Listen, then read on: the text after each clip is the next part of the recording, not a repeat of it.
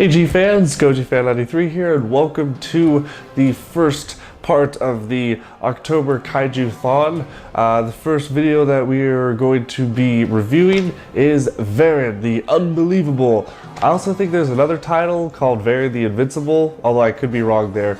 I'm not sure. Maybe I'm thinking of Gamera the Invincible, but whatever. So yes, this is the first movie that we are going to take a look at. This is actually the first time I've ever seen this movie, and you know, a little bit of backstory with me and Varan. He's not really a monster that I've really connected to or that I really like. He's always just kind of been like the obscure monster that I've seen in like a split second in Destroy Monsters, and it was just kind of like, okay, there he is. And obviously he was a playable character in Godzilla Unleashed, so I haven't really had a lot of experience with the monster. It's a cool design, but I'm not really like a fan of this character. But I thought it would be really cool to finally check out this movie to see where he started from. And well, to say the least, the movie's it's a bit underwhelming. Now, this movie came out, I think it was definitely in the 50s. I can't remember. I should probably know this, but I can't remember the exact date. But I know it was right after, you know, hot off the trails of Godzilla, along with Rodan, because I know Rodan was 1956. But Varan was this movie was also in black and white.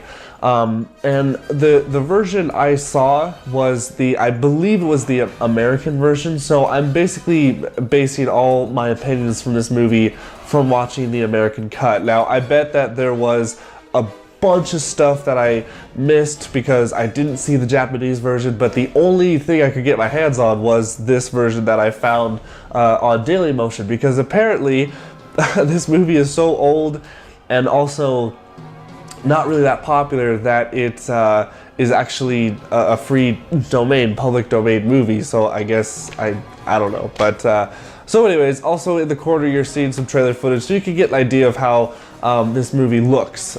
So where do I start? Well, first off, the movie starts off really abrupt. Like, it just, like, right when I hit the play button, it just, all of a sudden, all these people are running, and I, like, have no clue what's going on, no context to what's happening, and it just starts. All these people are running away. You're obviously saying, okay, well, they're probably running away from Varan, and you would be right, they are.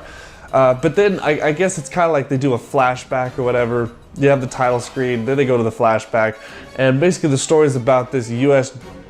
scientist general guy or whatever who is married to this really gorgeous looking Japanese wife. This character was pretty good.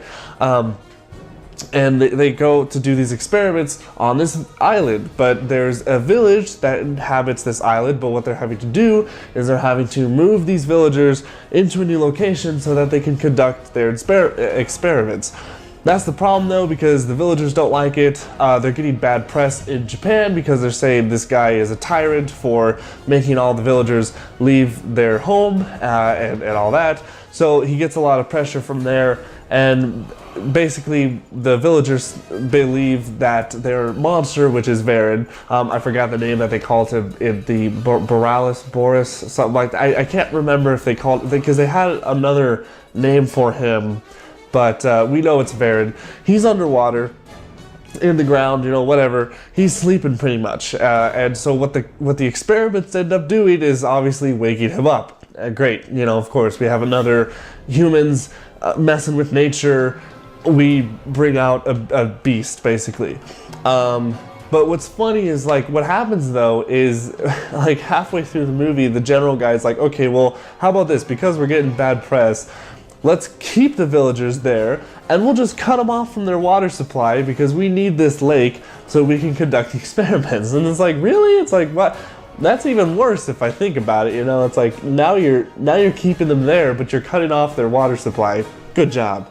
But anyways, so, you know, the story, chaos ensues, the monster gets woken up, and the military tries to fight him off. It's not really that interesting. It's nothing really new, especially for the time, because this is pretty much what every monster movie was doing. But I thought it would be a bit different because it was Toho, because it was, like, I didn't think that they would try to rehash Godzilla so much, but it really is. I mean, these older movies, like after Godzilla, the 1954 film, there are so many, like Gamera and Varan, they do the same thing, and it's like, all right, let's try something new, which is why I'm excited for the next movie we're going to be, I think is Mothra, that I'm going to be checking out, and also after that, Rodan. So I think those ones will be a little bit different, because I actually did watch those movies when I was super little. But one thing that I wanted to also talk about was at the beginning of the movie, it had a really, there was a theme that was playing in the background that was,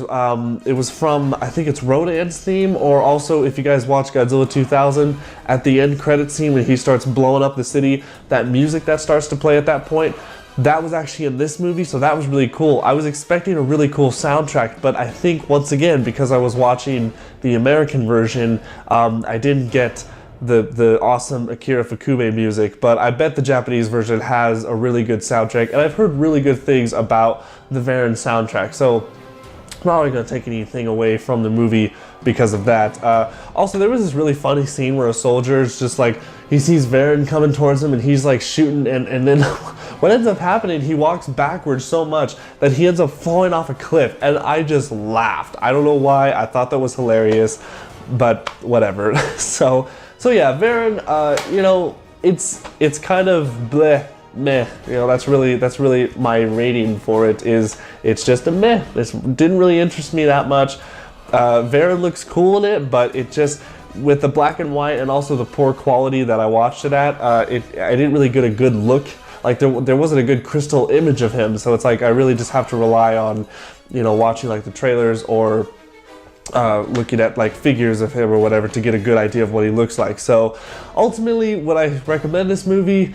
You can pass on it but if you're a diehard Varan fan, you know, you've probably already seen it by now, but it's just math. It's not bad, but it's nothing really groundbreaking. So I actually enjoyed the first Gamera film more than I did this one. So, but that just puts it in perspective. So yeah, that's it for this first review, guys. Stay tuned for a lot more. We got 9 more movies to review, so this will be a really fun month for movie reviews because I really don't have anything else planned. So, but that's it. So thank you guys so much for watching, and stay big, G fans.